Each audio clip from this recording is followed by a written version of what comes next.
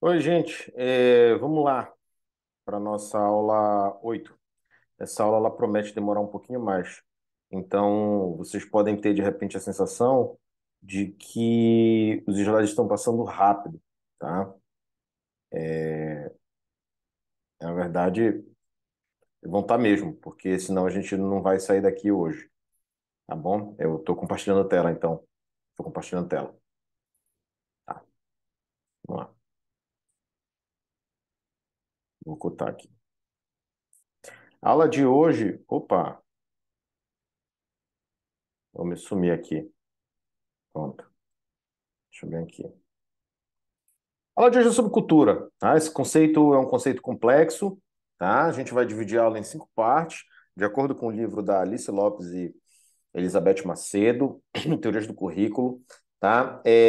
A gente vai falar sobre aspectos gerais do conceito, vai falar sobre uma atualização da perspectiva crítica de acordo com os autores McLaren, Antônio Flávio Moreira e Vera Kandal, sendo os segundos últimos brasileiros. Vamos falar da dimensão epistemológica da centralidade de cultura nos estudos culturais. Nos estudos culturais, vamos falar da virada estrutural pós-estrutural dos anos 70 e vamos retomar o Giroud, Henri Giroud, tá? O quarto tópico é uma leitura pós-estrutural do currículo, currículo como sistema de significação, e aí nós vamos falar essencialmente do Stuart Hall e do Tomás Tadeu, que o Hall, por exemplo, não é um autor da educação, ele é um autor da sociologia, mas ele traz muitas reflexões que servem para abordar o campo do currículo e muitas pessoas têm utilizado ele, muitos pesquisadores, para verificar essas questões. E, por último, o pós-colonialismo e currículo. Vamos falar um pouquinho de hibridismo cultural, vamos falar um pouco dessa vertente pós-colonialista, vamos falar também do Garcia Canclini, que é um autor latino-americano, e do Homem Baba, tá? Vamos lá. Primeiro lugar, tá?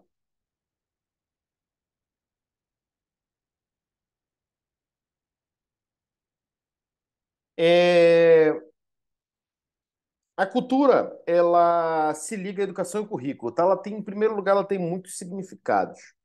Uma das formas de pensar, tá, é uma que coloca a ação direta do homem na transformação física do ambiente por meio de técnicas. Tá? É uma forma de pensar a cultura.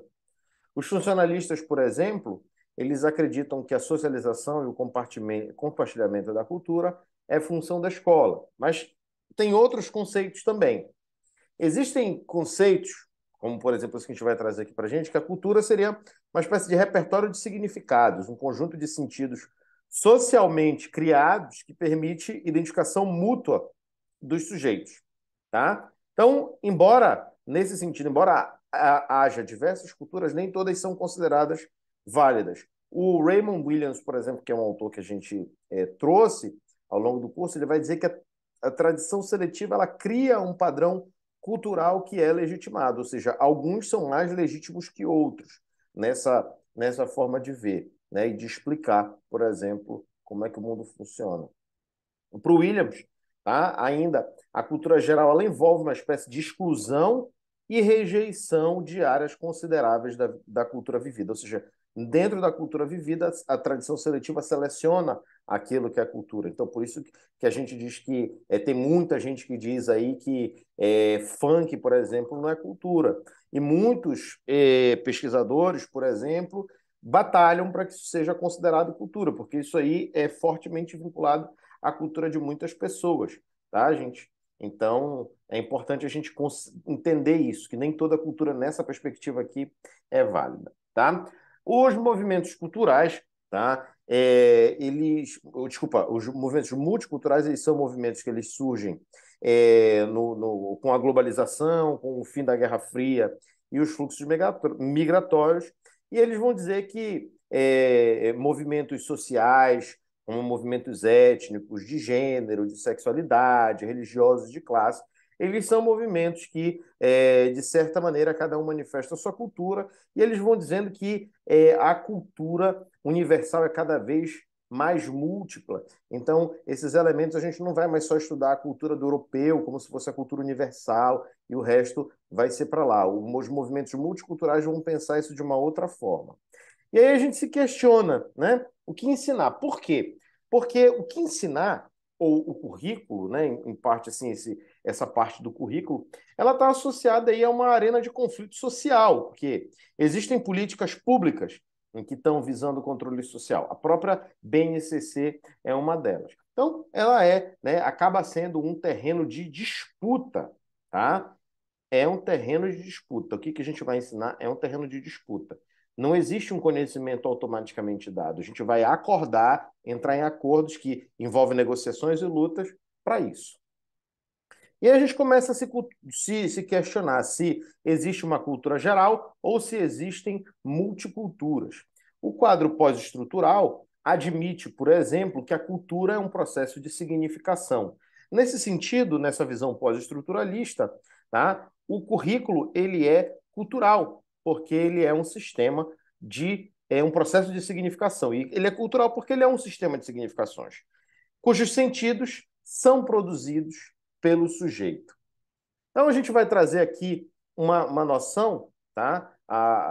Digamos assim, que talvez seja relativamente nova, da cultura como universo de sistemas de significação. A gente traz algum destaque para os fluxos culturais, ou seja, esse mundo globalizado hoje que acontece lá na Austrália, a gente sabe instantaneamente aqui. A gente sabe que comida eles comem na Austrália, a gente sabe que lá tem um fuso horário bem grande de diferença, a gente sabe lá que tem vários cangurus, e isso a gente não precisa, a gente tem acesso a essa informação instantaneamente, a gente conversa com alguém da Austrália, a gente tem amigos da Austrália às vezes, né, por exemplo. E eu estou citando a Austrália porque é um país muito distante. Tá? E aí, esses fluxos culturais, eles são fortemente mediados pela tecnologia hoje em dia, mas não só isso, tá? Mas também isso é um fator muito importante. O Apadurai, né, ele vai dizer que as culturas, na verdade, aquele rótulo que a gente dá para a cultura, e a gente fala é cultural, alguma coisa dessa natureza, elas são, na verdade, estancamentos artificiais desses fluxos de informação. Eles são uma espécie de fotografia que é paralisante, tá bom? Agora a gente vai passar para a discussão sobre culturas de negociação atualizando a perspectiva crítica, tá? Então, existe uma noção aí que está perpassando por nós, que é digamos assim, uma dissonância entre o culturalismo e multiculturalismo e cultura geral, tá? Vocês nem sabem, o Max acabou de fazer xixi aqui, que o Max é meu cachorro, que ele tá cego, ele tá com diabetes. Mas enfim, né? Vamos lá. A cultura geral, ela coloca, tá? Essa ideia de cultura geral, ela coloca uma naturalização da diferença e inferiorização da cultura de grupos minoritários. Era aquilo que eu estava falando para vocês sobre o eurocentrismo. História geral, é considerada é a história da Europa, mas ninguém fala, todo mundo acredita que é história geral, mas na verdade a história geral é a história da Europa, tá? Que a gente vê nas escolas, por exemplo. Então essa cultura geral ela faz isso. Um projeto de igualdade deve ser abolido nessa perspectiva. Por quê? Deve-se aprender a cultura superior. Então, se nessa visão de cultura geral existe uma cultura superior, né, na qual todos virtualmente estão envolvidos, né, então a gente tem que aprender essa cultura superior. Isso dá margem, gente, para projetos conservadores, e na verdade se funda nisso também, porque é um projeto, é resultado de luta de poder, e é um projeto para aumentar a autoestima de grupos minoritários que colocam em risco os valores ocidentais e o progresso garantido por seu desenvolvimento cultural, que é o argumento deles. Né? Então, quando eles dizem assim, isso aí é só mimimi, falar sobre racismo na escola é mimimi, falar sobre gênero é lacração, falar sobre religiões de matriz africana é lacração, falar sobre indígenas é lacração. Tudo isso, gente, é um discurso. E é um discurso conservador. Por que ele é conservador? O que é conservar, gente? Conservar é manter como está. Progressismo é progredir, ou seja, mudar daqui para lá. Entende? Então, o que é sinônimo de conservador? Reacionário, alguém que reage a mudanças, diferenças. Tá? Então, a gente precisa entender isso, porque essa linguagem ela está hoje no debate político brasileiro e ela está de uma forma que ela mobiliza muitos afetos. Então, a gente tem que deixar claro o que a gente está falando aqui. Conservador é alguém que quer manter as coisas como estão. E a gente sabe que a gente vive numa cultura altamente eurocêntrica. Tá? A gente sabe que a gente é produto também de uma cultura eurocêntrica, de um projetos políticos de branqueamento. Quem estudou história aí deve se lembrar dessas explicações que eu estou falando. Tá? Então, trazer imigrantes da Europa para cá é um projeto político de apagamento da negritude brasileira, por exemplo, e um apagamento do indigenismo brasileiro. Tá? Então, é conservador nesse sentido. Ele mantém como está e não quer mudar. Então, quando o pessoal vem falar essas coisas, vocês já se lembram disso. Nós vamos passar agora a falar do McLaren, de novo, aqui do equipe de Fórmula 1. Né? Então, o McLaren, ele traz essa noção de multiculturalismo que, digamos assim, confronta essa ideia de cultura geral, né? Porque esse multiculturalismo para o McLaren, ele revela um caráter que é heterogêneo da sociedade. Né? As identidades sociais, elas são definidas considerando indicadores econômicos, culturais e ou biológicos. Tá? Então, nesse sentido, o McLaren ele vai elaborar uma tipologia e vai trazer diversas formas de ver, né, essa mesma coisa. Então, existem propostas humanistas, por exemplo, que visam a igualdade entre as pessoas, uma espécie de relativismo entre as culturas. E os humanistas liberais vão dizer que a competição é desfavorável para membros de grupos minoritários por causa da desigualdade. Então, por exemplo, se você vai falar sobre religiões de matriz africana no currículo de ensino religioso, ela luta diretamente com o cristianismo, que é alguma coisa de vertente europeia, que é um grupo, digamos assim, dominante. Tá? Inclusive, isso é mostrado no Brasil. A maior parte das pessoas no Brasil é de religião, ou de religiosidade, digamos assim, cristã. Tá? Eu sou ateu, mas eu sei desse dado. Os liberais ainda são muito parecidos com os conservadores no sentido de buscar uma integração baseados num padrão universal. Então, eles são um pouco universalistas.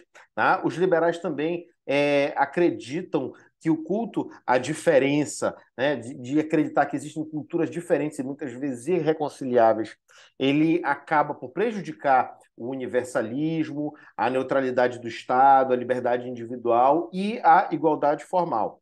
Tá? Então, isso seriam prejuízos desse culto à diferença. Eles defendem, né, a convivência pacífica entre grupos diversos, portanto. Eles se afastam dos conservadores também porque eles creem na reversibilidade das condições socioeconômicas. Lembra do Dewey, que a função da escola é tornar a sociedade mais democrática, mudar essas condições socioeconômicas? Então, o Dewey ele tem forte vertente liberal. Tá? O McLaren ele vai também falar de um multiculturalismo mais à esquerda, mais socialista.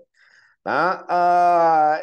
Ele centra essa discussão no reconhecimento da diferença, ele também pauta essas reivindicações de grupos minoritárias por mais escolas especializadas em que essas escolas fossem valorizadas. E tem um problema, né? Que é a reação conservadora. Quando você fala disso, por exemplo, uma escola só para negros ou uma escola só para homossexuais, ocorre um escândalo social que não acontece quando se fala, por exemplo, de uma escola católica ou de uma escola de uma determinada congregação religiosa, o que é mais específico. Uma escola marista, uma escola, sei lá, de outra vertente que agora eu não me lembro mais. Certo? Então, uma solução, essa é uma solução que inverte a postura conservadora, porque ela essencializa essa diferença e ela é monocultural. Tá? Nesse sentido, seria, digamos assim, negativo a gente fazer isso também, não só porque, digamos assim, existe essa reação, mas também porque isso torna, digamos assim, essa solução semelhante a uma solução conservadora. Tá? Ela é monocultural e ela essencializa a diferença. Para ele, também o pertencimento tem que ser levado em conta. O pertencimento ele envolve a experiência de vida do sujeito, tá? E é fator primordial na construção de uma política de identidade. Eu sou de onde eu pertenço, certo? E existe um equívoco também aí nessa visão, que é uma crítica já à visão colocada por McLaren, McLaren, desculpa, que a experiência da diferença ela se dá num cotidiano cheio de ideologia, de afetos e conhecimento, e que existe uma falta de sincronicidade entre essas diferenças. Então, por exemplo, aspectos de classe se contrapõem às demandas de raça e de gênero, certo? E por último, né, também essa forma de ver, esse multiculturalismo, não implica em sujeitos que defendam culturas subalternas, ou seja, as culturas minoritárias. Isso aí é uma questão limitante. E aí ele traz uma nova visão, que é o multiculturalismo crítico. Nesse multiculturalismo existe um exame da construção da diferença e da identidade, ocorre uma negociação cultural, e essa negociação cultural ela se dá num terreno contestado, histórico, de poder, de cultura e ideologia. Nesse sentido, esse multiculturalismo crítico, ele até se aproxima um pouco de uma visão pós-moderna, porque a linguagem vai ter papel de construir significado, e a cultura, né, que é um campo discursivo múltiplo, né, além da escola, ela tem papel importante na construção da identidade desses sujeitos. Então, nesse ponto de vista crítico, acontece isso. Ele vai também enfatizar o aspecto político. Tudo que é crítico, ele envolve também essa situação histórico, social e política na jogada. Tá? Então, a luta política ela acontece e ela é discurso. É uma luta em torno do poder de significar. Se você pode significar, se você pode dizer o que é uma coisa, o que uma coisa não é, você tem poder. E essa luta política, ela desestabiliza a forma de pensar. Esse multiculturalismo crítico, ele também envolve a transformação pelas ações dos sujeitos, pelas relações sociais e históricas. Então, existem essas três vertentes aí para o McLaren.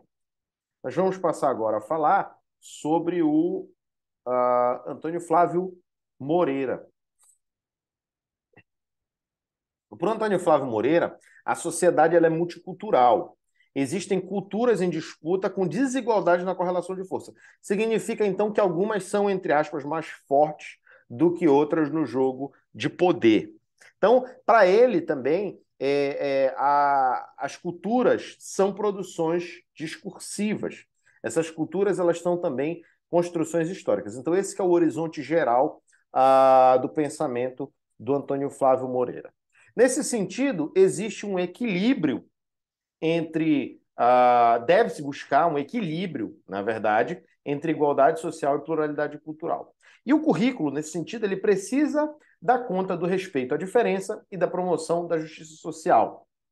Certo? Existe uma relação também entre igualdade e justiça social. Então, o diálogo entre as culturas é que vai ser uma forma de superar o relativismo, certo? Da gente alcançar a igualdade.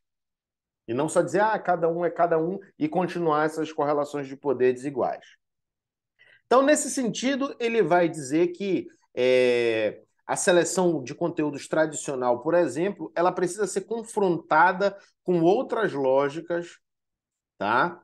Para ela ser desestabilizada, para desestabilizar esse eurocentrismo dominante. Por que a gente estuda só autores europeus? Por que a gente estuda só autores homens? Por que a gente estuda só autores brancos? Certo? Então, essa coisa europeizada, ela é algo que o Antônio Flávio Moreira diz que a gente precisa, no currículo, desestabilizar isso, tá? Confrontando, atritando conhecimentos de diferentes naturezas. Nos anos 2000, ele vai também colocar uma primazia do conhecimento no currículo. Então, o conhecimento começa a apresentar aí uma visão mais de centralidade mesmo. Então, ele faz uma crítica às abordagens ativas, dizendo que essas abordagens ativas têm medo dos conteúdos, diz também, defende os conteúdos escolares básicos que permitam a formação de sujeitos como cidadãos ativos. Ele retoma também a nova sociologia da educação, mais particularmente a distribuição do conhecimento e discussão nas escolas em contraposição à imposição curricular, esse aspecto aí da negociação democrática do currículo, do que vai ser ensinado. E ele vai dizer também que as disciplinas científicas, elas são conhecimento de referência, o que a gente vai colocar aí como, com essa palavra-chave, universalismo contingente, ou seja, não é que as disciplinas científicas sejam conhecimento puro e simplesmente e elas sejam o molde que a gente tem que seguir como se fosse numa abordagem academicista. Não, é um universalismo contingente porque ele está digamos assim, na esteira histórica da coisa, é o que a gente tem de possibilidade, o que a gente tem como referência, mas isso não significa que a gente deva eliminar outras formas de conhecimento. Para o Antônio Flávio Moreira, o currículo ele aceita diferenças e combate desigualdades também. Por quê? Porque ele vai dizer que práticas sociais envolvem produção de sentido. Então, produzir sentido está relacionado também às práticas sociais. Essas práticas sociais elas são amplamente culturais. Além disso, o currículo ele deve favorecer o reconhecimento das diferenças e deve combater essas desigualdades entre a cultura. A gente vai passar agora a falar da Vera Kandal, tá? A Vera Kandal, tá? De forma geral, ela coloca aí a centralidade do pluralismo cultural, ou seja, da pluralidade de culturas. Ela adota uma perspectiva intelectual também crítica e emancipatória, muito parecido com o que a gente tinha falado na aula passada, na aula 7, tá? Sobre emancipação e resistência. Ela vai dizer que as culturas são produções históricas e dinâmicas, elas mudam, tá? Elas não são essências, elas não são uma coisa fechada numa caixinha as quais não teriam outras possibilidades de existir. E ela diz também que as culturas envolvem hibridações e interações. Para ela, tá, a ampliação de laços entre grupos culturais é central. Então, por isso, a gente precisa buscar o diálogo entre grupos sociais e culturais, que isso que é a base da interculturalidade, é entre culturas, certo? Nesse interstício aí acontece, digamos assim, o diálogo entre grupos sociais e culturais. A negociação, e aí é uma coisa também interessante, ela se dá em um contexto de assimetria de poder que precisam ser reconhecidos. Sendo assimetria, essa assimetria precisa ser reconhecida. Então, você já viu alguém, por exemplo, se sentindo mal por, digamos assim, falar de alguma coisa que não lhe, digamos assim, não lhe pertencia, certo? Porque talvez essa pessoa tenha percebido a noção da assimetria de poder. Por exemplo, né? Alguém que vai discutir raça, por exemplo, e vai falar alguma coisa de países africanos, talvez ela tenha medo, por exemplo, de ser racista. Isso, por exemplo, é uma espécie de reconhecimento da assimetria de poder que existe no mundo em função de diversos processos históricos, tá? Que colocaram europeus e africanos em relações de desigualdade. Uma delas é a colonização, tá? Uma delas é a colonização, que foi amplamente violenta. Nós vamos falar nisso mais para o final do capítulo. Tá? Ela coloca, então, a universalidade da organização escolar e curricular em xeque, certo? Ela tem que ser posta em xeque. Então, toda universalidade pressuposta na educação tem que ser desestabilizada com questionamento do caráter monocultural das escolas e das escolhas curriculares, certo?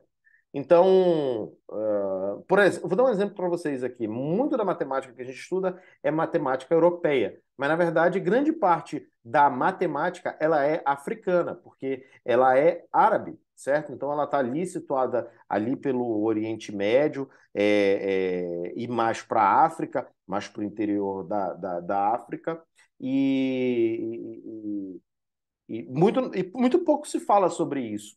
A gente tem, por exemplo, coisas que os egípcios sabiam, que os fenícios sabiam, que os babilônios sabiam, que a gente também não discute na escola, certo? A matemática começa lá soma, ninguém fala qual é a origem, tá?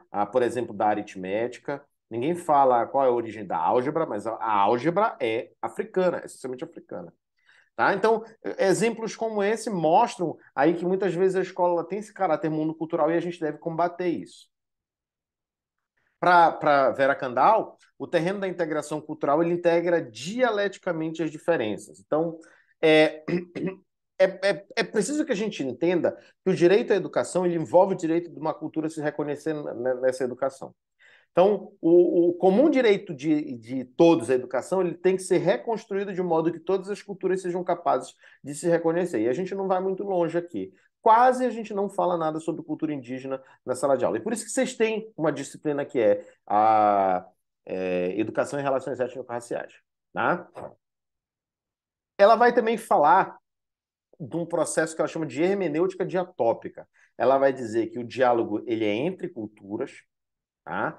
E ele é produzido no interstício, no meio tempo entre as culturas, e ele objetiva ampliar a consciência do que elas são, de que elas são inexoravelmente incompletas. Toda cultura é incompleta, tá? E a gente precisa reconhecer isso no debate. Porque quando a gente fala de uma cultura universal, a gente dá a entender que essa cultura é universal justamente porque ela é completa. E, na verdade, as culturas não são completas. E por isso que essa hermenêutica, aí essa interpretação, hermenêutica é sinônimo de interpretação, diatópica, ao longo de todo o espaço, certo? Ela tem que acontecer aí no interstício entre as culturas. E, por último, né, ela diz que a educação só é direito de todos se ela reconhece e valoriza as culturas particulares. Então, ela inverte aí a polarização entre universalismo e relativismo. Relativismo é todas as culturas são diferentes, apenas não temos como comparar. Universalismo existe uma cultura superior às outras. Tá bom? Bom, para ela, o empoderamento é uma coisa também central nesse sentido. O empoderamento dos sujeitos ele envolve resgate de histórias de vida desses sujeitos e que ampliam o contato com a diferença. E dessa maneira, o caráter dinâmico da cultura não pode ser perdido. O empoderamento social de minorias ele envolve também o empoderamento de grupos na escola. Ademais, as políticas públicas de empoderamento, elas confrontam mecanismos, elas devem confrontar, desculpa, devem ser formuladas de maneira a confrontar mecanismos estruturais de discriminação e dominação. Elas devem ir contra isso. Então, é para você que está estudando teoria do currículo, não entende por quê, vai que de repente, algum dia, você pode ser um secretário de educação e você esteja aí, digamos assim, com algum tipo de poder para executar alguma mudança. Lembre-se disso. Vamos passar agora para falar da centralidade, da dimensão epistemológica da. Eu estou demorando aqui porque eu estou copiando o horário aqui para colocar lá nos capítulos para vocês. A dimensão epistemológica da centralidade da cultura, certo? A gente já começa aqui falando um pouco dos estudos culturais, tá? Esses estudos culturais, eles propõem uma nova forma de encarar o social, porque cultura é relevante para entender o social. É uma coisa óbvia, né, dos estudos culturais. Estudos culturais, cultura, cultura, sociedade, então fica até meio óbvia a relação. Os estudos culturais, eles se preocupam com os nexos entre cultura e poder, o que é muito interessante. Tá? Então, por exemplo, conceitos como representação, hegemonia e ideologia, que são conceitos mais voltados aí à teoria crítica, ao marxismo também, né? Eles aparecem. Tá? O Raymond Williams, tá? Ele também é um autor aí relevante nesse sentido, tá? Um autor que a gente já estudou. E existem duas fases desses estudos culturais, que são a curriculista, ou, desculpa, culturalista, a estruturalista e barra pós-estruturalista. Então, da culturalista para a estruturalista pós-estruturalista, existe uma virada que a gente vai denominar assim. As temáticas que eles utilizam, tá, tradicionalmente envolvem currículo oculto, a seleção, distribuição do conhecimento por meio do currículo, a cultura da escola e a emancipação, que são temáticas mais voltadas aí ao aspecto crítico. Tá? Ademais, né, os culturalistas eles focam nos significados que as classes trabalhadoras incorporam em suas culturas e também enfatizam a ação dos sujeitos sobre a estrutura social. Agora, né, nós vamos aqui falar dessa breve introdução aí falando sobre os culturalistas. A gente vai falar um pouquinho sobre a virada estrutural pós-estrutural dos anos 70. Bom, essa virada ela se torna possível por causa da ênfase na linguagem. Tá? A segunda fase aí dos estudos culturais ela envolve marxistas estruturalistas, como por exemplo o Althusser, e não marxistas, como por exemplo o Lévi-Strauss. Tá? O Lévi-Strauss é da linguística. Tá? Os marxistas eles focam muito no conceito de ideologia, enquanto, por exemplo, os estruturalistas focam mais no lance da estrutura. Mais particularmente, Lévi-Strauss, ele foca na estrutura linguística, certo? Então, ele vai dizer que o estudo da cultura é analógico ao da linguagem, porque a linguagem é o meio principal da cultura. Então, existem quadros de referência dos grupos para compreender as condições de existência, que é a cultura, e esses quadros de referência funcionariam como linguagem. Então, a cultura funciona como linguagem.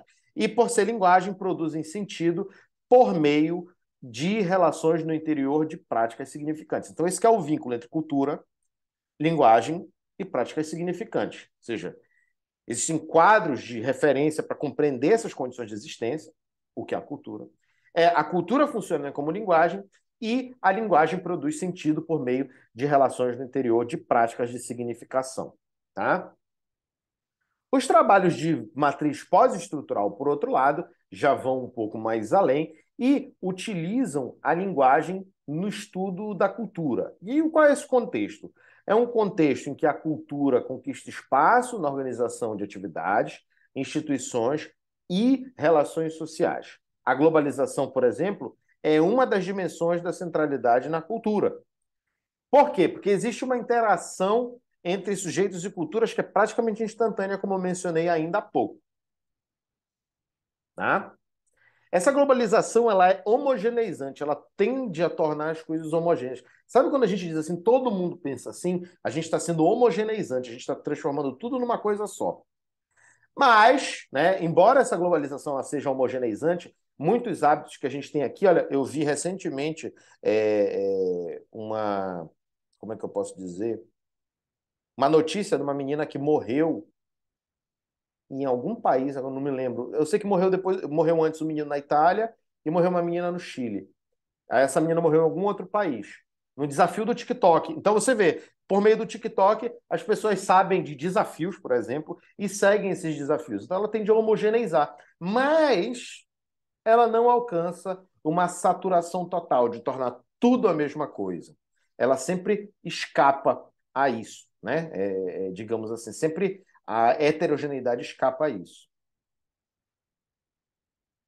Existe aí uma referência a uma cultura global, claro, mas existe a possibilidade de formação de laços entre culturas locais, certo? Então, por exemplo, você pode ter uma cultura humana, mas existem vínculos, por exemplo, cultura latino-americana, cultura europeia, cultura asiática, cultura africana, né? Ou seja, essas subculturas, elas se relacionam umas com as outras e podem, né, formar esses laços. A globalização, tá, gente, ela também não se aplica de forma uniforme. Por mais que ela seja homogeneizante, ela não se aplica de forma uniforme. Por exemplo, né, existem princípios de mercado a todos os povos, mas esses princípios de mercado a todos os povos faz ressurgir traços culturais dos povos que pretende apagar. Quer um exemplo? Na Índia, há pouco tempo atrás, o McDonald's existia lá, mas ele não vendia carne bovina, porque a carne bovina ela é cultuada. Desculpa, a carne bovina não. A vaca ela é cultuada na Índia como um animal sagrado. Então o McDonald's não vendia coisa com carne de vaca porque não ia vender. Mas aí a gente está falando de um princípio de mercado, de oferta e procura, certo? Então, você vê. um princípio geral de mercado que ressalta um traço cultural do povo indiano, tá? Ademais, a proliferação de culturas subalternas é um efeito diferenciado da própria globalização e é uma das maiores causas da maior visibilidade multicultural, certo? Ou seja, hoje a gente pode talvez ter a concretude de ver que nem todo mundo funciona da mesma maneira, certo? Agora a gente vai falar um pouquinho sobre a dimensão substantiva da centralidade da cultura. Ela não se vincula necessariamente a uma mudança epistemológica.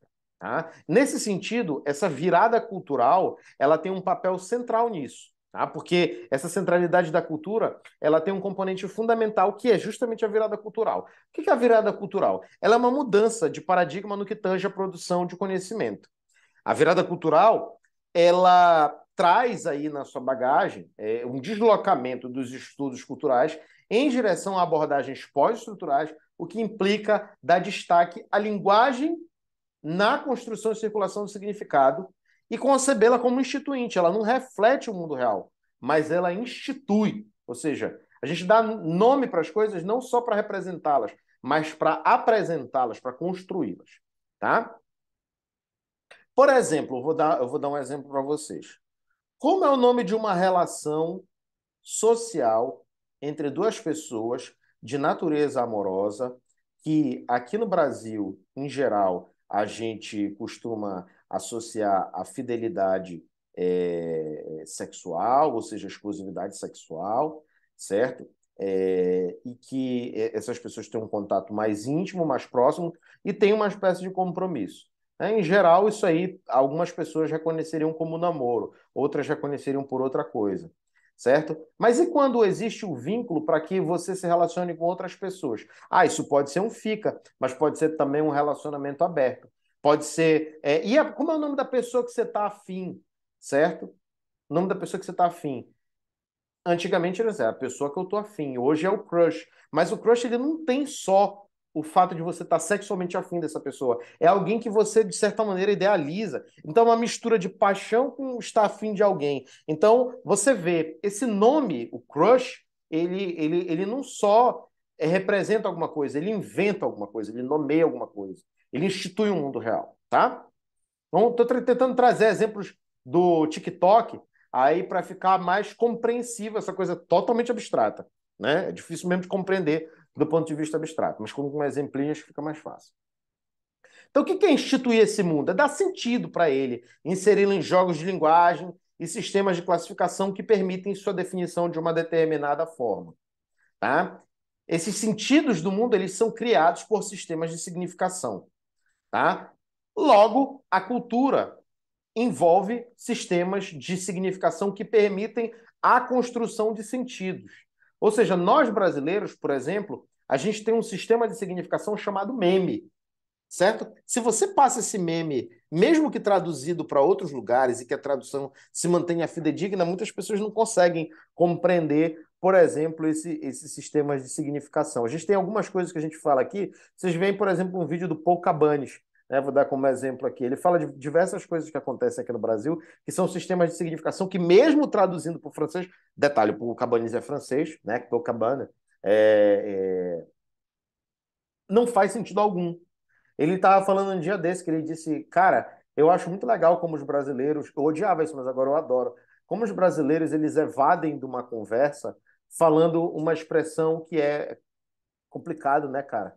Quando você não quer conversar, segundo ele, na perspectiva dele, quando você não quer conversar com alguém, você diz assim sobre alguma coisa, a pessoa conta lá as lamúrias dela da vida, você diz assim, complicado, né, cara? E você muda de assunto. Então, por exemplo, isso é um sistema de significação, tá? E cultura é significação. Claro, não estou reduzindo a somente esse exemplo, né? Mas isso é um exemplo de um sistema de significação. Ela envolve, tá? Instituições e relações sociais, tá? Processos econômicos, sociais e políticos. Eles são culturais. Então, a cultura de consumo no Brasil, por exemplo, é diferente da cultura de consumo em outro país. E essa cultura de consumo, ela é uma cultura que é um processo econômico, que é processo social, processo político. Todas essas coisas estão interligadas. E, por último, né, toda prática social ela tem uma dimensão cultural ou uma dimensão de significado, um caráter discursivo. Não se trata de redução ao cultural, tá? Mas as práticas sociais elas têm uma dimensão cultural. É, A centralidade da cultura, tá? Ela torna possível entender a relevância que tem assumido os processos de regulação. O que é regular? É você, de certa maneira, controlar. A cultura, ela é governada por mecanismos explícitos de censura e por formas menos óbvias de controle operadas por instituições, pelo mercado ou mesmo pela tradição. Existem coisas que você pode, que você não pode dizer, tá? Então, considerar a dimensão cultural da ação envolve dizer que a cultura também regula, certo? A cultura regula. A cultura é capaz de regular, tá? E ela também é regulada. Qualquer ação humana, tá? Como ela não ocorre fora de sistemas de significados, ela, de certa maneira, envolve regulação por meio desses significados. Você quer um exemplo? O moralismo. O moralismo ele está associado a uma capacidade da cultura de regular. Um dia desse falaram para mim, eu nem sei se eu deveria falar isso aqui num vídeo. Não, não vou falar não. Mas o pessoal fala, por exemplo, da UFOPA, diz que a UFOPA, por ser uma universidade federal, só tem drogas, sexo e, enfim, essas bobagens que o pessoal fala, né? Que eu até me recuso a ficar comentando sobre isso. Né? Mas isso é uma espécie de moralismo, certo? Esse negócio de Deus, pátria, família, liberdade, isso aí é uma espécie de moralismo e muitas vezes a favor da imoralidade, tá? Diga-se de passagem, né? Acabei de ver, não sei se é fake news, né? Porque me pareceu meio absurdo. Tinha no cartão corporativo lá do ex-presidente uma assinatura da Brasileirinhas. Tá? Então, por quem não sabe, Brasileirinhas é uma produtora de filmes pornográficos. Os mecanismos de regulação, eles não são completos, tá? O que eu quero dizer com isso? Por exemplo, normas táticas de conduta, valores comuns, tá? Eles guiam a ação e fazem a gente agir de uma maneira que a gente age de uma maneira em direções previsíveis inconscientemente. De certa forma, a gente acorda todo dia, vai para a aula, toma o nosso café, não se rebela com o sistema, né? Não quer sair dando porrada em todo mundo, ou até quer, mas não faz isso, certo? Então, essa regulação, ela envolve uma restrição de sentido, tá? Então, vamos guardando aí. Existe uma regulação que promove a previsibilidade da ação. Essa regulação ela restringe certos sentidos, tá? Ela visa impedir que certas ações sociais se desenvolvam nessa multiplicidade de sentidos e impedir que hajam diferente do programado. No final dessa sessão, eu vou dar um exemplo para vocês. No final dessa frase aqui de mecanismos de regulação não são completos. A regulação ela é uma exclusão, ela é uma ação da força, tá? Então, ela é uma restrição, ela restringe, ela constringe, ela mantém você ali num determinado lugar. Agora, também não dá para viver sem regulação. Embora ela seja uma constrição, certas regulações são necessárias. Você não pode sair e fazer cocô na rua, né? Por exemplo, até ninguém quer fazer isso, exceto salvo alguns casos. Ah, caramba, me assustei aqui. Os cachorros estavam brigando. Ai, meu Deus do céu. Peguei um susto. Desculpa, gente. Tá? Eu até me perdi aqui. Não dá para viver sem regulação. Algum grau mínimo de regulação acontece. E mesmo, tá? E mesmo que essa regulação é, almeje-se total, há sempre sentidos que escapam e garantem a possibilidade de mudança. Tá? O que eu quero dizer com isso? Sabe aquelas pessoas que dizem assim, você diz assim para a pessoa, olha, você vai dar comida para o cachorro às 7 horas, agora que os cachorros estão aqui, né? Às 7 horas da manhã, tá? Beleza. Você vai dar ali uma vasilha, tá? Beleza. E você vai dar, sei lá, uma vasilha de água. Aí quando você chega, a pessoa colocou a água num copo e colocou a comida num prato. A ração num prato, a ração do cachorro num prato. Aí você diz assim, mas tá, mas por que que você botou a ração no prato, sendo que era pra botar na vasilha do cachorro, e a água você não botou no bebedouro do cachorro, botou num copo? Aí disse, não, você pediu pra eu dar comida às 7 horas pro cachorro, dar comida e água e tal, tal, tal, nessas condições, mas você não me falou que tinha que ser na vasilha do cachorro. Então, assim, você vê uma instrução, que é alguma coisa voltada para o controle, mas esse controle, ele sempre escapa, né? Sempre esses sentidos totais escapam e garantem uma possibilidade de mudança. E no final das contas, a pessoa acabou dando. É um exemplo corriqueiro e dificilmente factível, mas ele é simples e ele permite ver como é que, por meio das mudanças de sentido, provavelmente vocês já vivenciaram situações como essas, que em geral também não são muito agradáveis, né? Porque você fala uma coisa para a pessoa e a pessoa, ah, mas você não me falou isso, né? Dá uma migué, famosa migué, tá? A migué é um sentido que escapa e garante a possibilidade de mudança. Beleza, gente? No Brasil, tá, os estudos de currículo levaram esse conceito de regulação como conceito fundamental, e ele tinha como foco, tá, ser um potencial homogeneizador da globalização ou também levar em consideração os pontos de fuga dessa homogeneização. Essa regulação era operada por filmes, como dispositivos pedagógicos, também como discursos reguladores, e um estudo de abordagem cultural ao currículo. Então, por exemplo, como certos dispositivos pedagógicos, você lembra de Bernstein, eles regulam a conduta de sala de aula, a conduta, digamos assim, da implementação curricular, a conduta do desenvolvimento curricular. Então, eram coisas dessa natureza. Tá? Essa vertente, ela tem fortes diálogos com o pós-estruturalismo, tá? Ela tem fortes diálogos com o pós-estruturalismo, e alguns autores são o Foucault, tá, que é a regulação através do currículo, os estudos culturais, eles acabam permanecem vinculados à teoria crítica, por mais que haja esse diálogo, e aí a gente retorna ao Giroud, que é alguém que tenta estabelecer esse vínculo entre pós-estruturalismos e movimentos críticos. Tá?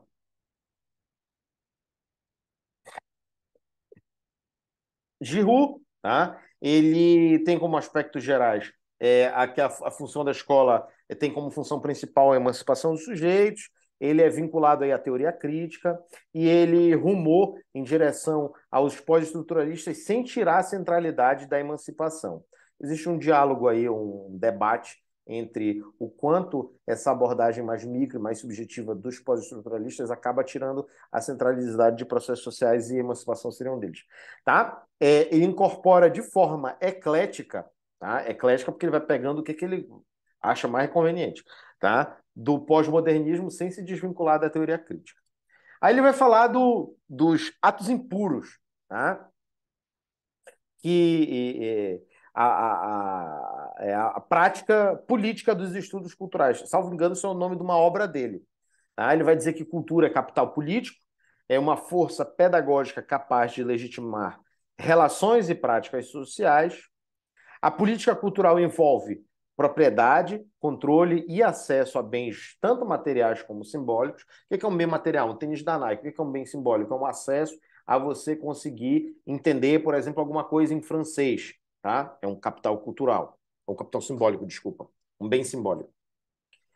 Essa política cultural ela se vincula à distribuição de poder e à constituição de identidades individuais e sociais. Tá? Então, política cultural, distribuição de poder. E distribuição de poder se relaciona à constituição de identidade. Tá? Isso é um ponto aí do pós-modernismo.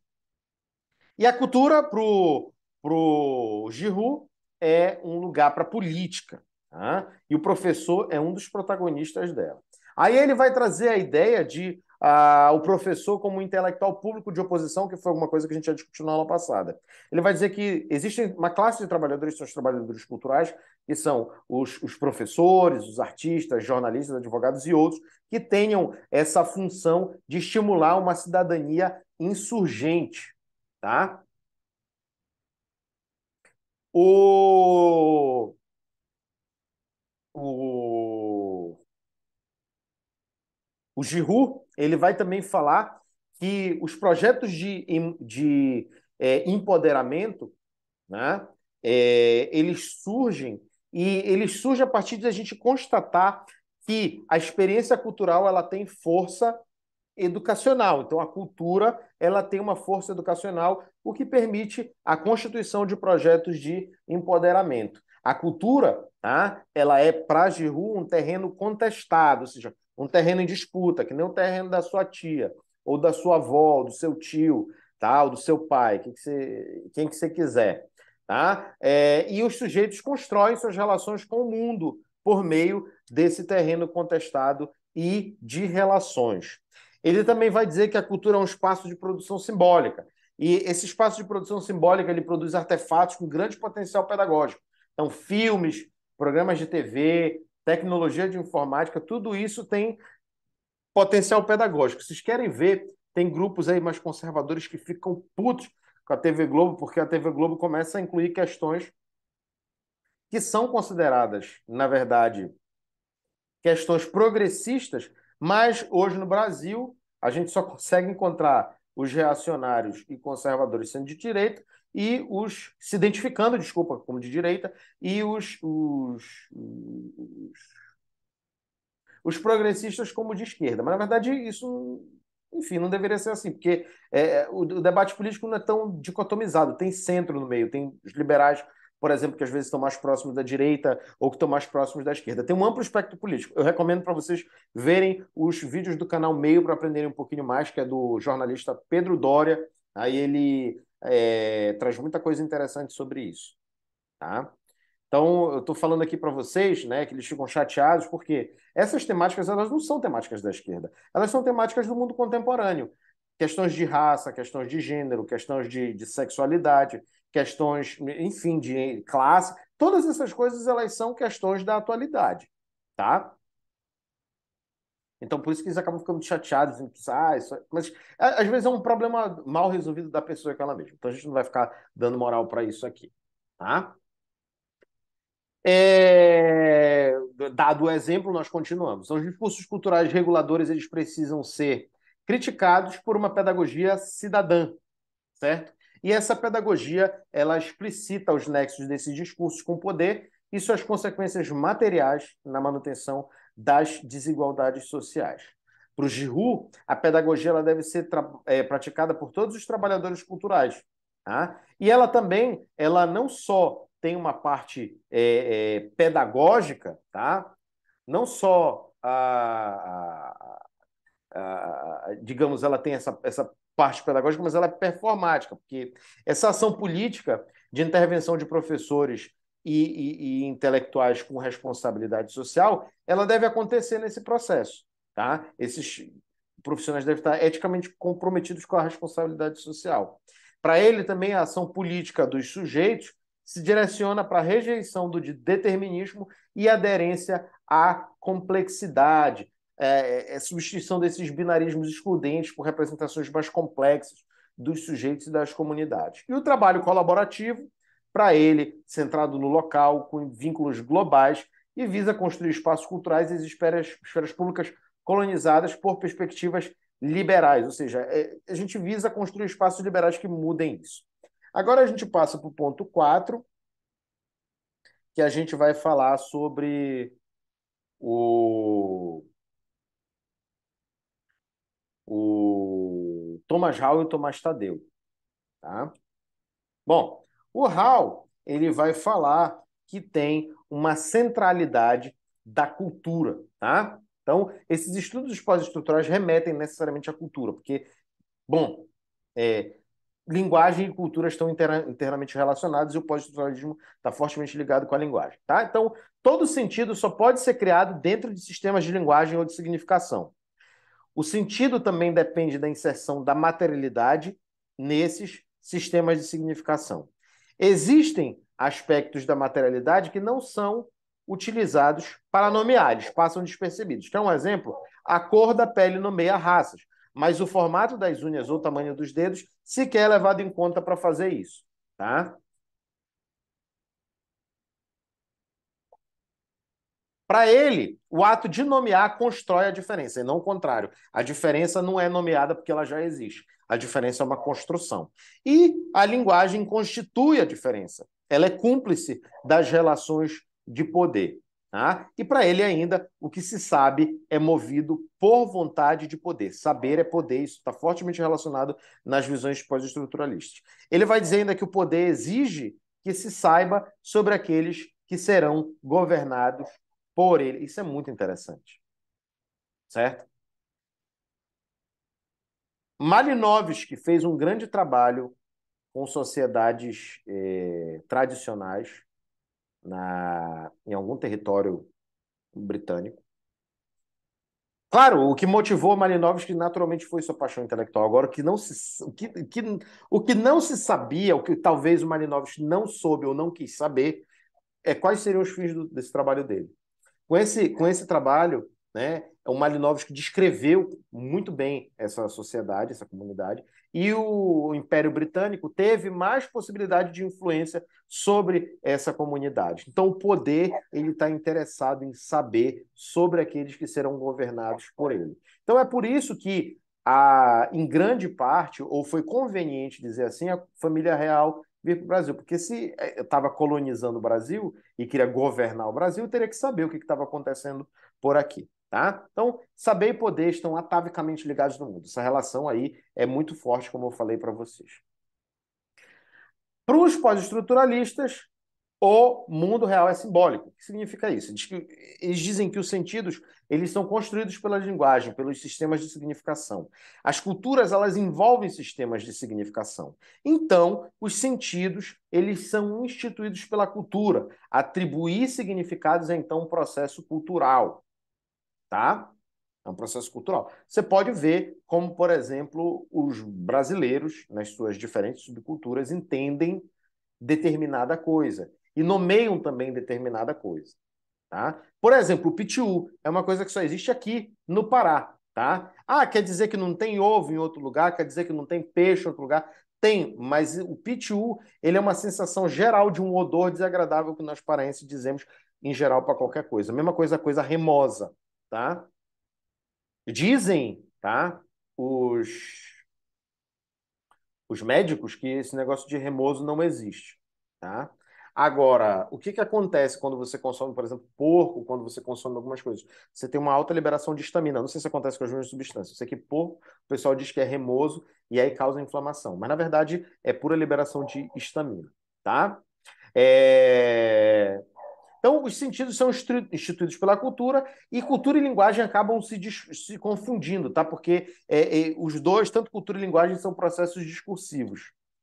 O currículo, então, pode ser entendido nessa perspectiva como uma prática de significação.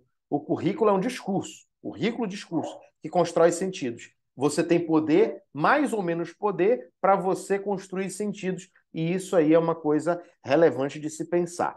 O currículo é uma prática cultural, não tem como fugir isso na visão pós-estruturalista.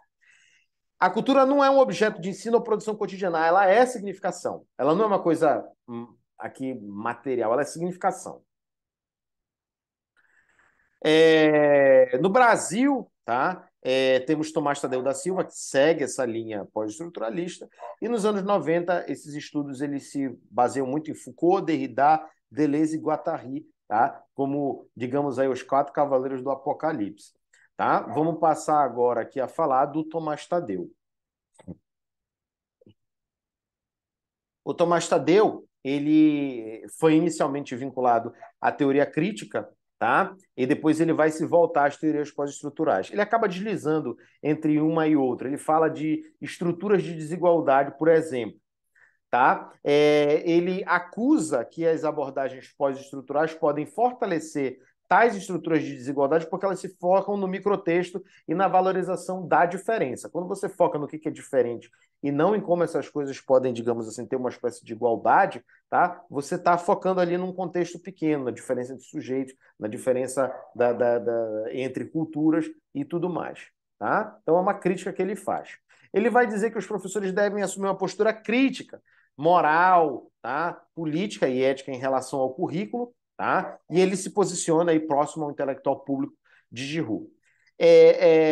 Ele afirma também que essa postura crítica dos professores ela deveria e deve se opor a um projeto neoliberal e neoconservador que vem redefinindo as esferas política, social e pessoal de maneira global. Tá? Na educação, ele vai dizer que existe um projeto em curso de construção de uma epistemologia social que limita possibilidades de conceber esse mundo fora do contexto neoliberal e neoconservador. Tá? Então, exemplo, BNCC. Tá? Inclusive, a BNCC ela é normativa, tá, gente? Se você não implementar na escola, você está lascado. Ele fala que esse projeto é discursivo e deve ser combatido politicamente. Quais são as influências dele? Bom, a primeira, Foucault, logicamente, um dos deuses aí do pós-estruturalismo, né? Vai dizer que saber e poder são vinculados. No pós-estruturalismo, ele vai dizer que não há situações de não poder. Tá? Existe uma luta constante contra relações e posições de poder. O poder ele é tanto produtivo, tá? Ele produz, como ele coage, ele é coercitivo, ele restringe. E se apresenta como micropoderes descentralizados. Tá? Os mecanismos de regulação e controle são difusos e ocorre, né, uma desconstrução do binarismo, teoria prática, sujeito-objeto, natureza-cultura. Tá? Então, por exemplo, você acha que o professor detém todo o poder na sala de aula, tá? Mas, na verdade, você apresenta lá suas resistências à sala de aula. Você pode dizer, hoje eu não vou para a aula do professor, o poder quem tem sou eu. Então, você tem esses micropoderes. A mesma coisa na relação com seus pais. Eu falei na outra aula um exemplo acerca disso. Tá? Saber é poder, tá, gente? E saber e poder estão na virada linguística. Tá? O mundo, novamente, é constituído na e pela linguagem, ele é anterior ao sujeito. A consciência, ela não é possível, tá? Um sujeito ou consciência autônoma, alguém que esteja lá com uma consciência autônoma. Então, existe um contraponto a essa consciência. É um sujeito multifacetado, descentrado, que convive com estabilidade e provisoriedade dos discursos múltiplos e das realidades construídas por eles. Ou seja, o ser é dinâmico e complexo. Para o Tomás Tadeu, subjetividade é textualidade. O sujeito ele é inventado pela linguagem. A virada linguística ela critica também o objetivismo. Tá? Ela afirma que é necessária uma reconceitualização da teoria curricular. O currículo, nesse sentido, então, vai ser construção de nexos entre saber e poder. O currículo ele envolve uma tensão entre indivíduo e governo, porque ele é um dos domínios particulares do conhecimento do indivíduo implicado em estratégias de governo. Quer um exemplo? Eu não vou falar, vocês já sabem o que eu vou dizer. Tá? O currículo busca produzir sujeitos particulares e o currículo acaba sendo uma tecnologia de governo, pois ele produz identidades. Quem é essa identidade? É o aluno da educação básica brasileira. Qual é a identidade dele? Certo? O governo está tentando fazer isso. Tá? Não, quando eu digo governo, eu não estou ocupando o governo X, o governo Y, mas todo governo impõe uma identidade. Tá? Isso não é necessariamente ruim, tem aspectos bons e tem aspectos ruins. O currículo ele é produtivo, tá, gente? Ele produz identidades. Ele trabalha, tem um trabalho aí com os nexos entre o currículo, as práticas de significação e de representação. O currículo é prática de significação, é representação e é fetiche. Quando a gente fala de fetiche, muitas pessoas relembram do fetiche sexual, mas o fetiche sexual é um tipo particular de fetiche. Você transforma uma prática sexual numa coisa semelhante a um deus, certo? Aquilo ali é o seu objeto, né, sei lá, desejo, vamos falar dessa maneira. tá? Mas é um objeto que você atribui características sobre-humanas para ele. Então, o currículo ele é um fetiche também nesse sentido. O currículo ele deve ser definido com base no entendimento dinâmico da cultura, e a cultura vai se relacionar à produção de sentidos desenvolvida em um sistema linguístico. Tudo isso aqui a gente só está retomando aí das reflexões que a gente fez sobre o Hall, tá? Ele é uma prática produtiva, porque ela é criativa. Ela se estabelece em relações sociais que, por sua natureza, são marcadas pelo poder. Toda relação social é marcada pelo poder. E, claro, o poder, numa visão pós-estruturalista, ele está distribuído em redes, tá? A produção de sentidos na cultura é feita, busca por efeitos de poder. Quem produz sentido é quem tem mais poder. Tá? Ela não é uma prática ingênua, e os efeitos são efetivos quando fixam posições de sujeitos, criam hierarquias e favorecem assimetrias, quando ocorre uma desregulação desse poder. Tá? Então, quer ver como um pai tem um poder sobre a criança? Vou dar um exemplo aqui do cotidiano para vocês. O pai ele vai dizer para a criança, e a criança aceita tudo que ele fala. Criança, tô falando criança pequena mesmo. Olha, você é isso, você é isso, você é isso, você é isso. E a criança muitas vezes compra esse rótulo e constitui a sua personalidade a partir disso. Mas ela não é uma prática ingênua. Ela é uma prática que visa fixar a posição do sujeito. Olha, você é meu filho, você vai fazer tudo que eu quero. Tá? Muitas vezes isso é perigoso. Não estou dizendo que todo pai é assim, tá? Nem toda mãe é assim, mas que isso é raro, mas acontece muito, tá? Bom, o efeito de sentido buscado pela cultura são vinculados à produção de identidade. O que você é, certo? Então, a cultura, de certa forma, ela envolve processos de significação, esses processos de significação envolvem relações de poder e ela acaba tendo uma determinada possibilidade de caracterizar a sua identidade. Tomás Tadeu ele fala, né, da ideia de representação, ele traz essa ideia de representação, que é uma ideia bastante realista, diga-se de passagem, mas ele vai dizer que a representação ela perde a validade dela no sistema dinâmico e vai reconfigurar esse conceito. Os sistemas de significação que dirigem a construção de representações, tá? Ou seja, a representação está sujeita ao sistema de significação e não contrária. Então, é fundamental entender quem tem controle sobre os sistemas de significação e são eles que nos obrigam a representar de uma dada maneira.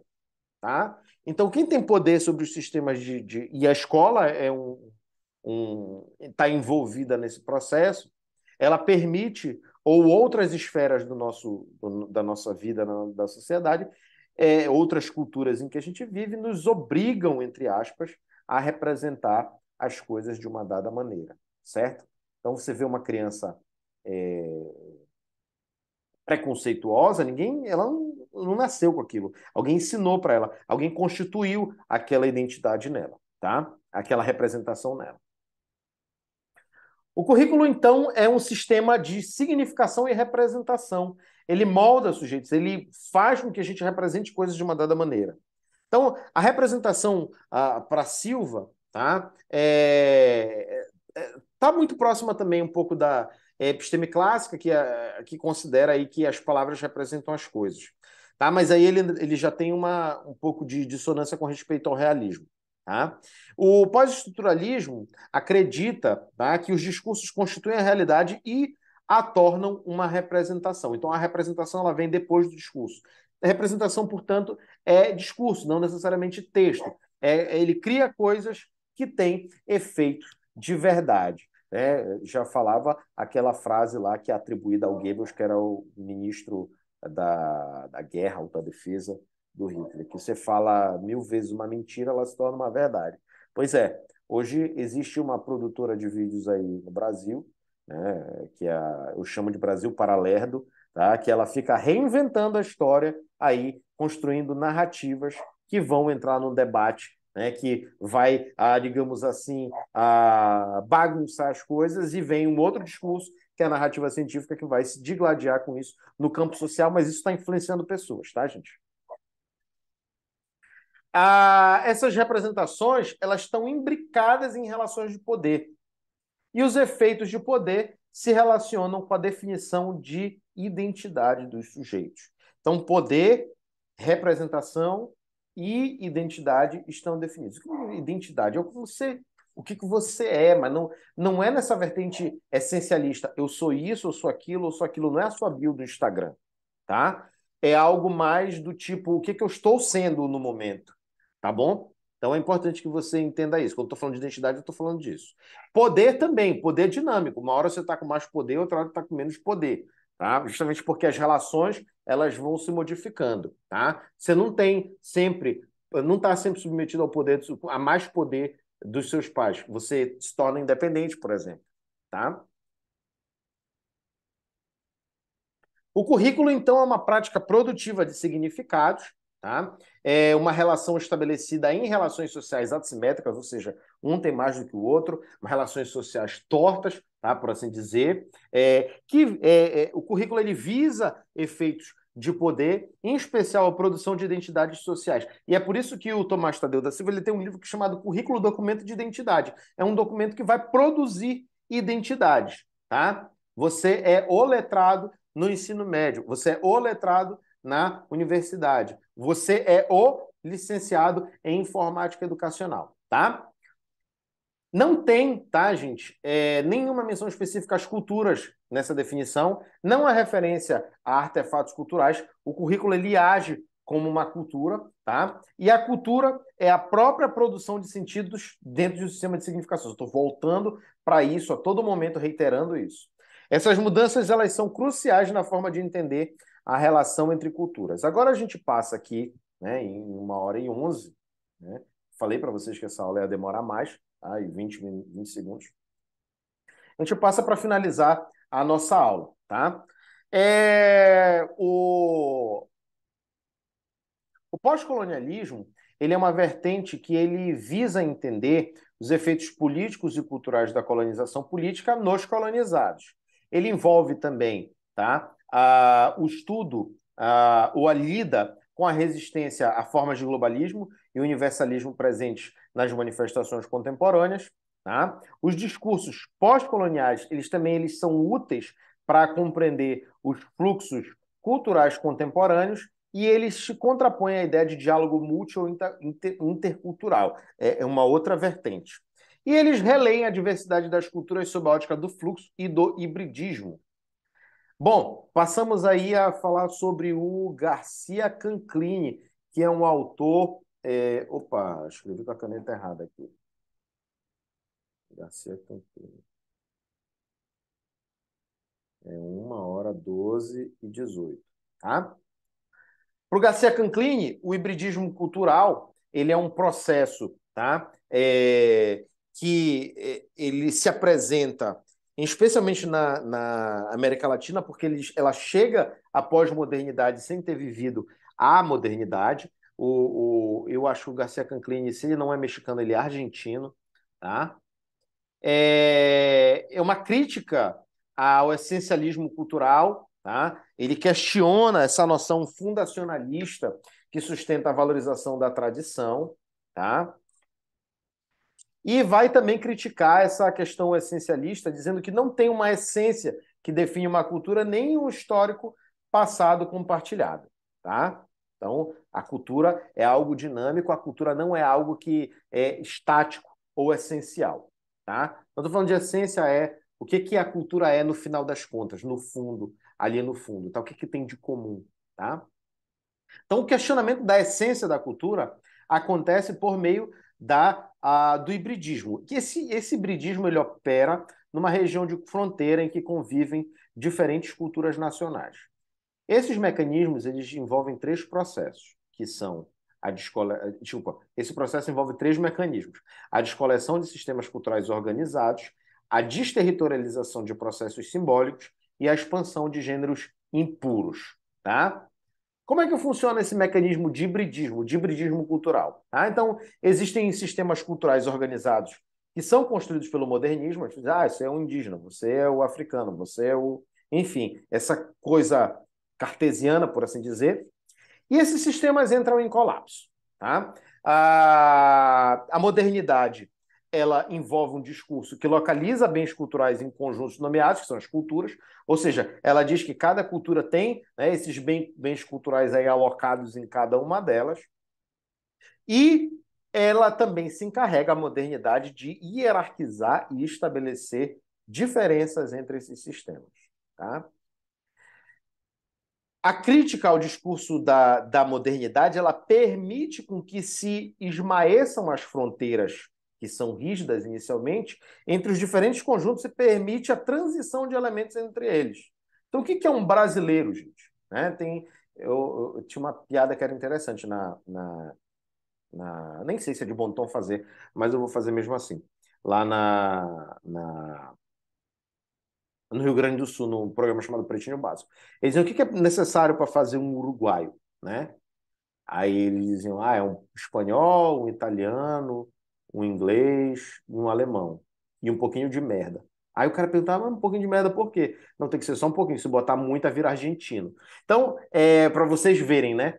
É, ocorre uma mistura nas fronteiras. Fazendo essa piada sem graça, logicamente, eu passo a falar, por exemplo, de Buenos Aires. Buenos Aires, por exemplo, é uma cidade formada com 70% da população descendente de italiano. Então, você não pode dizer que os argentinos, por exemplo, são todos iguais em, nesse sentido, tá? O argentino de Tucumã é diferente do argentino de Buenos Aires. Eu amo a Argentina, eu fiz essa piada sem graça, só porque foi a única que eu lembrei e fazia sentido, né, para mim entender um povo, mas não um povo, né, como uma mistura de diversos povos, como um hibridismo de diversos povos, tá? É, essa descoleção, ela se amplia quando se associa à estratégia de desterritorialização dos processos simbólicos. Tá? Então, os processos simbólicos eles são desterritorializados, eles são tirados do lugar dele. Então, existe uma relação entre cultura e território, e tanto que pode ser tanto geográfico ou social. Essa relação entre cultura e território ela perde naturalidade e reterritorializa produções simbólicas novas ou tradicionais. Tá? Então, aqui, por exemplo, no Brasil, a gente tem um enorme sincretismo religioso, se você for pegar para ver, tá? Então, o que é o sincretismo religioso? É uma mistura de cristianismo com umbanda, enfim. Então, você vê numa determinada casa alguém que tem santos e uma oferenda do lado. Então, isso é puro hibridismo de diversas culturas, tá? E que vão envolvendo a desterritorialização e a ressignificação dessas coisas nesse processo. Então, essas produções elas passam a ser mais facilmente realocadas em novos territórios, tá? E isso é um mecanismo relativo e parcial. A descoleção e a retoralização elas constroem gêneros tidos como impuros. O hibridismo, tá? Ele se refere a processos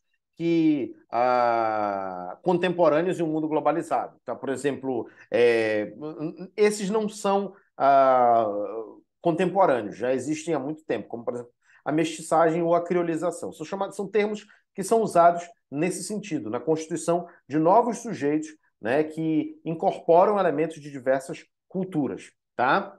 Então, a globalização é um processo aí que precisa ser relido na visão do Garcia Canclini, sob a ótica do hibridismo, porque ele vai dizer que todas as culturas são culturas de fronteira, tá? Porque o fluxo de pessoas e bens aumenta exponencialmente, tá? Então você pode ver que o fluxo de informação, o fluxo de pessoas e coisas materiais aumenta exponencialmente de fato. Hoje, é mais fácil você comprar na Shein ou na AliExpress, né, do que comprar ali numa loja do centro. O que é isso, gente? Né? Isso não é um fluxo de bens, um fluxo enfim, de outras coisas mais? E nas fronteiras, o caráter híbrido nos mostra as limitações da modernidade, tá? Então, essa modernidade que coloca as coisas em caixinhas estanques, ela é uma ilusão. E essas ilusões modernas, elas acabam sendo... já que esse caráter híbrido mostra pra gente, por que a gente não desmonta elas? Porque elas são sustentadas por aparatos discursivos muito poderosos. E aí a gente entra na relação com o poder.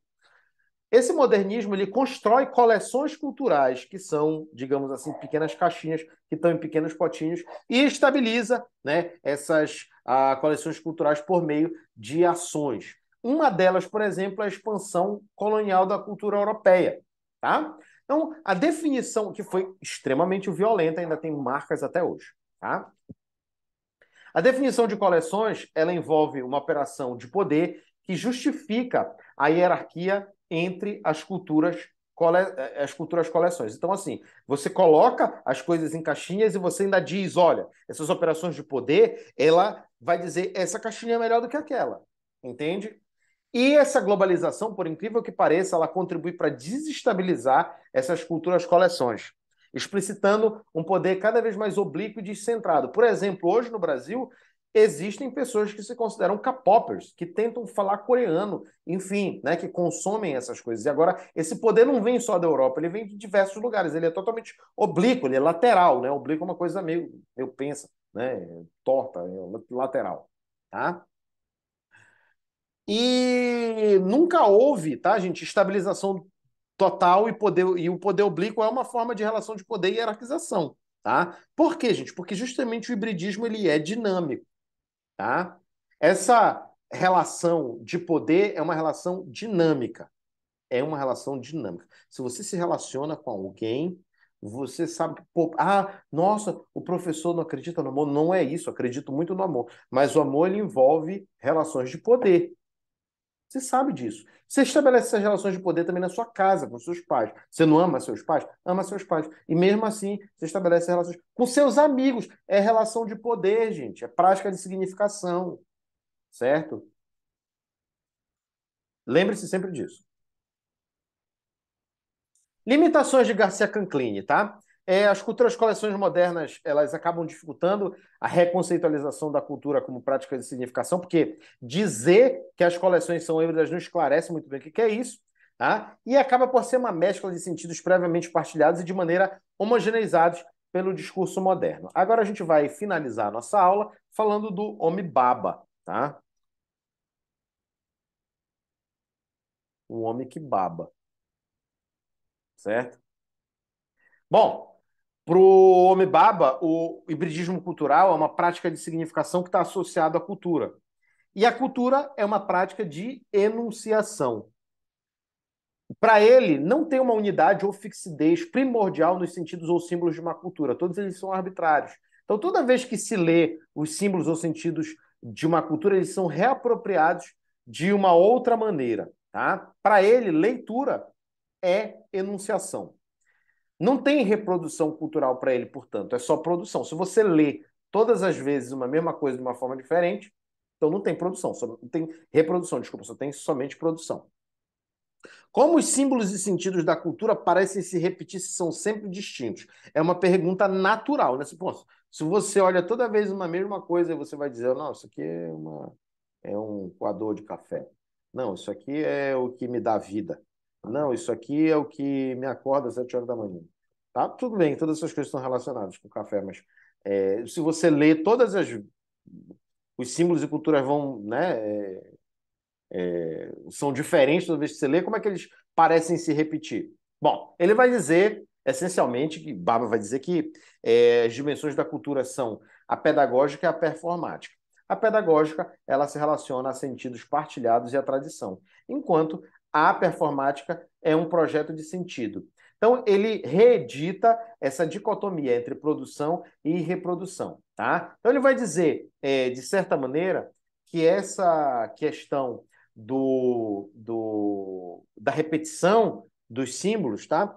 Ele relaciona isso ao fato de que a cultura não é um somatório. Então, para o Baba, a cultura são símbolos e sentidos produzidos num processo ambivalente, que requer reiterar e negar simultaneamente. Para ele, essa ambivalência entre reiteração e negação, é que permite algum controle dos sentidos ao mesmo tempo que inviabiliza. Então, o homem baba, ele é maluco, né?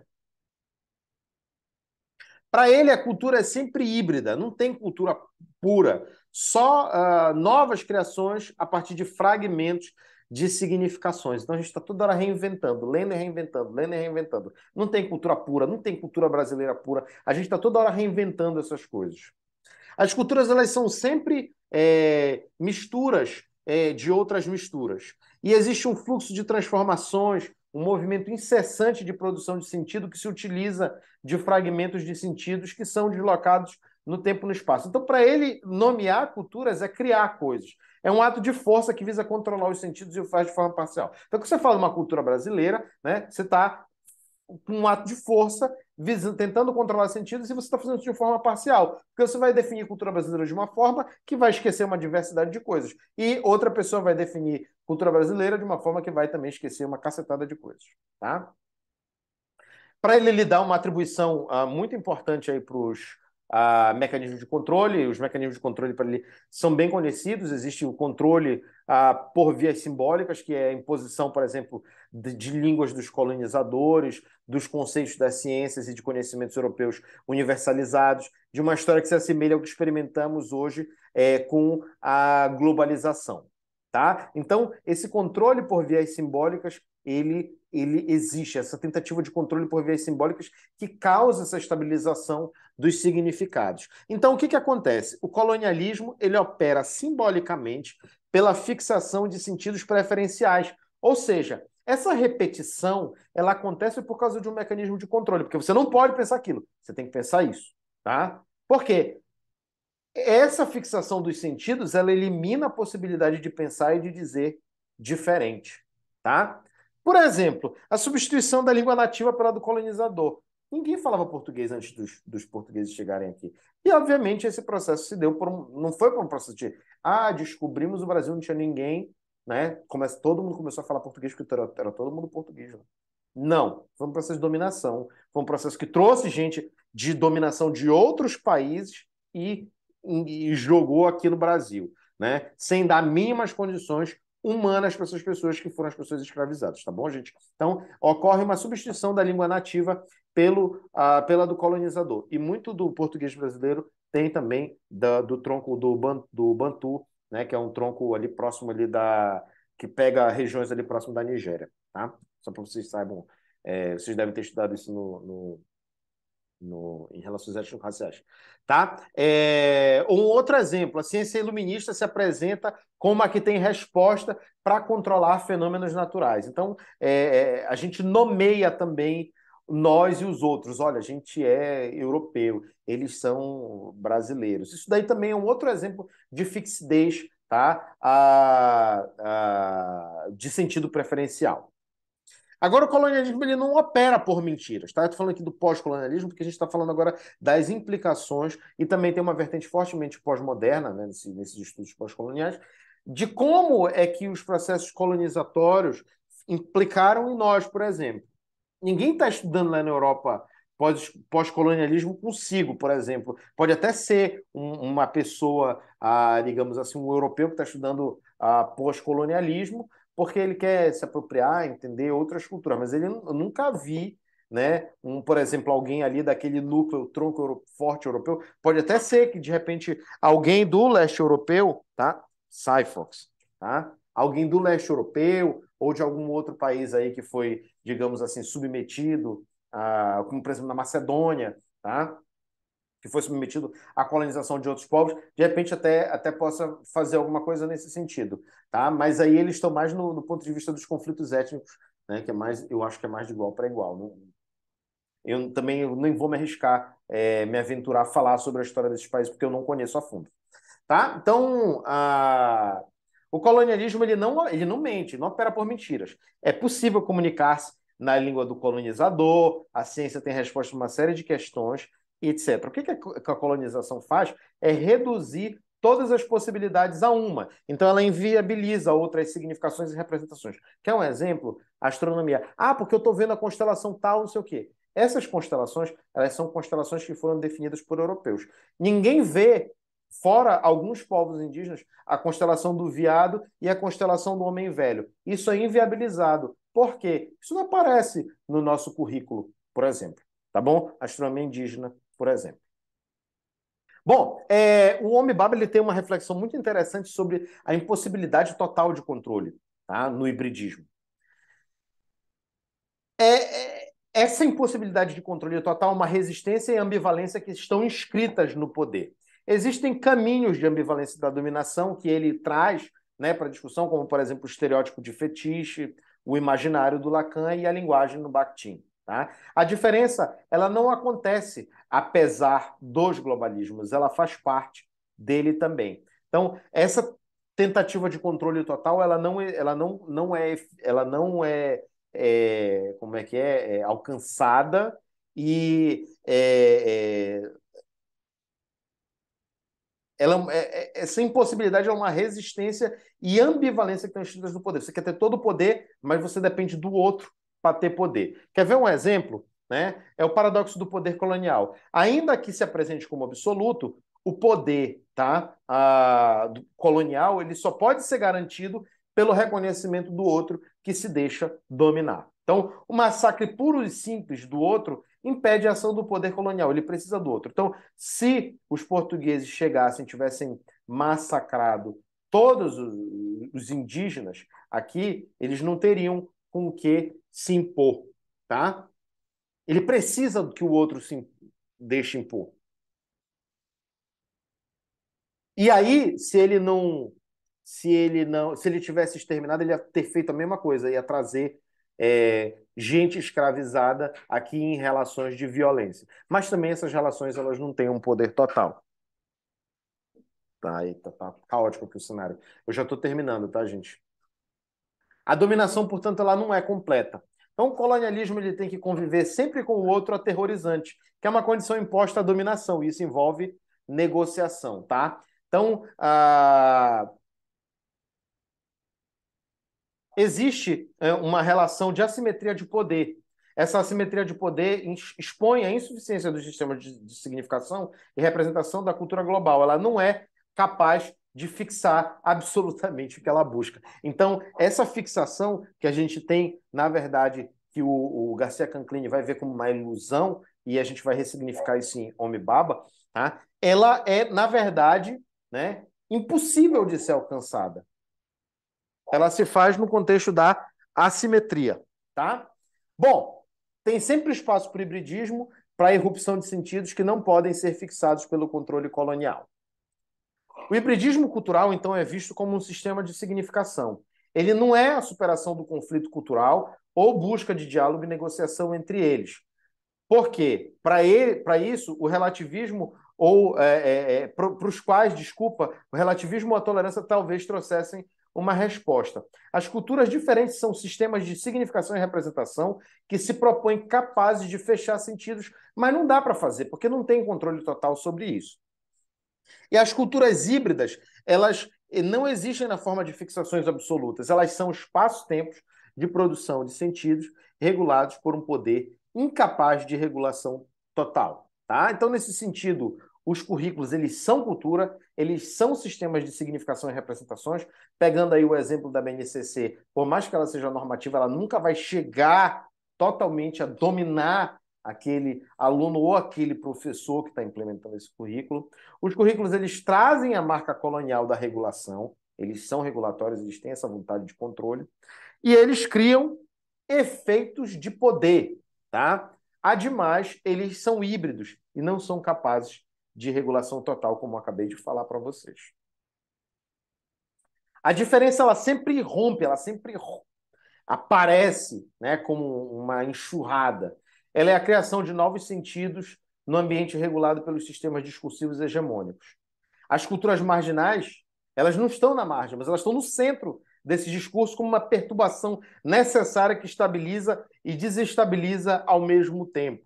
Sabe, as culturas minoritárias, a cultura dos negros, a cultura dos indígenas, a cultura dos asiáticos, a cultura dos africanos, elas estão aí para perturbar mesmo, e é isso que a gente quer, certo? A gente quer desestabilizar essas relações assimétricas de poder que a gente tem com um mundo que é totalmente eurocêntrico, tá? Então, o pós-colonial vai pensar dessa maneira, tá? A cultura das mulheres, a cultura da LGBT, elas querem incomodar e estão fazendo isso certo, tá, gente? Tem que fazer isso mesmo. É só incomodando que a gente luta essas relações de poder e é isso que a gente precisa de uma sociedade mais diversa, mais dinâmica e mais aberta aí ao, como é que eu posso dizer, a hibridização e a abertura existencial. Então, a educação contra a discriminação, ela é fundamental. Para isso, um repertório pós-colonial é essencial, tá? A gente deve recusar a ilusão da substituição da cultura do aluno por uma cultura elaborada, isso é uma ilusão. Os contextos de mudança conceitual, os trabalhos em mudança conceitual no ensino de ciências já mostram isso. Deve-se combater o endeusamento das culturas nativas por certo culturalismo neocolonial, também transformar a cultura nativa em um fetiche também não é a solução. E não se pode coisificar a cultura, pois isso só cabe como estratégia de dominação, como narrativas que busquem evitar que se pense diferente. E, por último, é preciso desconstruir os mecanismos sociais que permitam a simplificação, liberando os fluxos que se espremem em qualquer classificação. Gente, a aula de hoje foi isso. Demorou um pouco mais porque, de fato, tem mais conteúdo. Então, eu agradeço aí quem ficou assistindo a aula, né? Claro, assincronamente, tá? E estou encerrando aqui a aula. Forte abraço.